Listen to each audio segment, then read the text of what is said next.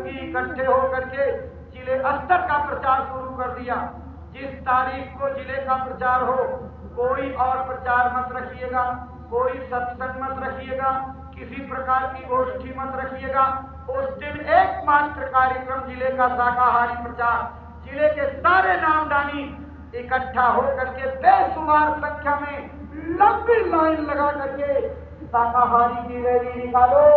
जिस क्षेत्र में निकले वो इलाका शाकाहार के नारे से बोलने लगे और वो बस्ती ऐसी जय गुरुदेव मय हो जाए कि उस गांव के बच्चे सुबह शाम नकल करके जय गुरुदेव नारा लगाते हुए टोलियां निकालने लगे। गली गली घर घर जब गुरु जी का नाम गूंजने लगेगा, जय गुरुदेव नाम की महिमा गूंजेगी, तभी परिवर्तन के आसार नजर आएंगे।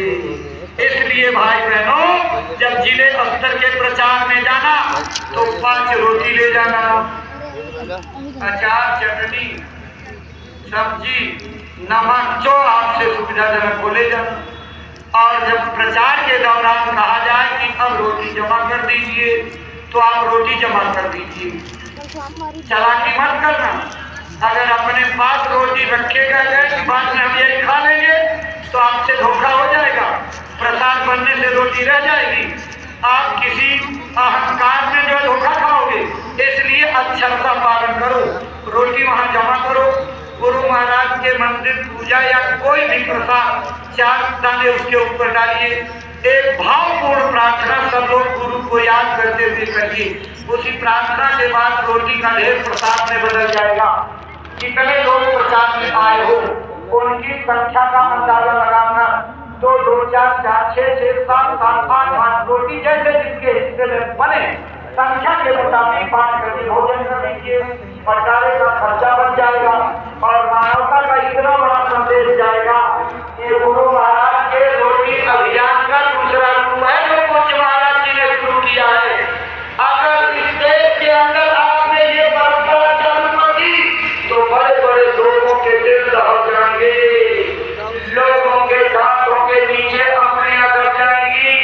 कौन ऐसी संस्था आ गई जिसने जातियों के सारे झगड़े खत्म कर डाले, बंधुवाद का, अबर और सबर का, छोटे और बड़े का भेदभाव खत्म कर दिया, सच्चे समाजवाद को ला करके दिखा दिया। बड़े घर में पकी हुई रोटी छोटी बस्तियों में खाई जा रही है और छोटी बस्ती की पकी हुई रोटी बड़े खानदान में खाई जा रही है। ए भाई बहनों, मानवता और इंसानियत का ये तकाजा, ये नमूना सारे विश्व को परिवर्तन के लिए मजबूर करेगा और लोग सके हुए बुद्धिजीवी आपकी संस्था से जोड़ करके अपने गुरु महाराज के मिशन में भागीदार बनेंगे, अच्छे समाज के निर्माण के सहयोगी बनेंगे, चरित्र उत्थान का झंडा उठा लेंगे, देश के अंदर जो है प्रेम और सौहार्द की स्थापना करने के लिए चल पड़ेंगे। एक अभियान बन जाएगा, अध्यात्मवाद और वैचारिक क्रांति की लहर खड़ी हो जाएगी। इसका सपना गुरु महाराज देखा करते थे, गुरु महाराज का सपना साकार हो जाएगा।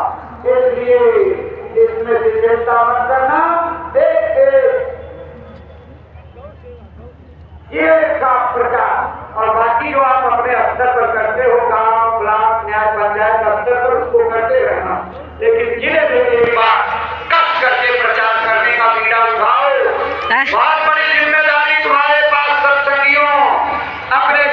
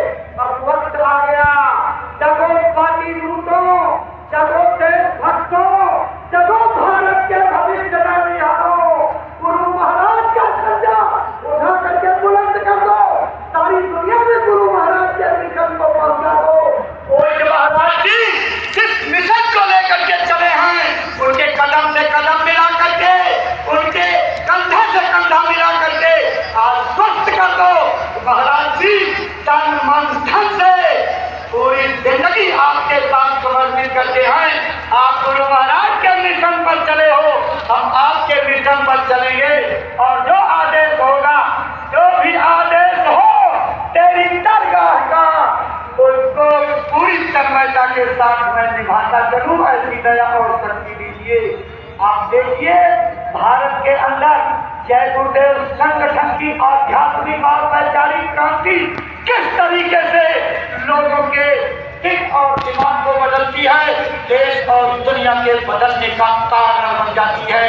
गुरु महाराज की वाणियों पर शंका मत करना, गुरु महाराज की वाणियों पर अविश्वास मत करना। जब मेरे गुरु महाराज कह करके गए हैं, ये बाबा मंच पर बैठ करके जो भी बोलेगा, सूरज पूरब से निकलना पश्चिम से निकलने लगे संभव है, धरती आसमान को चली जाए संभव है, अनेक प्रकार के प्राकृतिक परिवर्तन संभव है, लेकिन बाबा जी के मंच पर कही गई बात एक भी इधर से उधर नहीं होगी। तो प्रेमियों, गुरु महाराज की बातों पर विश्वास करो और वक्त का इंतजार करो। वक्त का इंतजार चुप रह करके मत करो, बैठ करके मत करो। किसी आशावादी मुल्क में बातों के शिकार हो करके वो फिर आएंगे, इस पर मत बैठो। गुरु अपने बंदों के लिए कभी बढ़ते नहीं, गुरु सदा जीवित रहते हैं।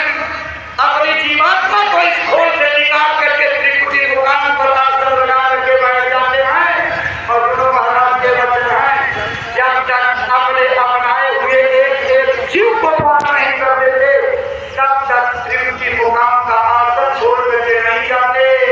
ऐ भाई बहनों, गुरु की दयालुता का क्या वर्णन करोगे, क्या अंदाजा लगाओगे?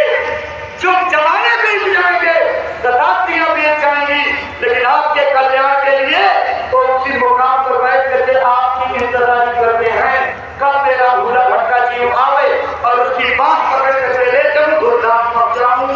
आप गुरु की तपस्या का क्या नहीं करते हो? इसलिए गुरु महाराज को अपनी बात पकड़ा दो। खुद पकड़ने की गलती मत करना, नहीं गिर जाओगे।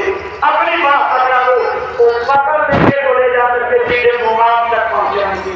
इसलिए प्रेमी भाई बहनों, आप लोग अपने उत्साह को किसी भी मायने में ठंडा मत होने दो।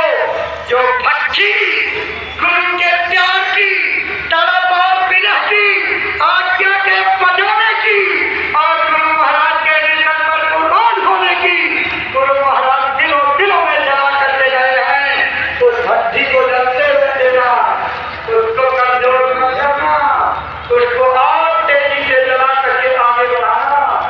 महाराज जी न बैठने दे रहे हैं, तो आप क्यों सुस्त होने का नाम लेते हो?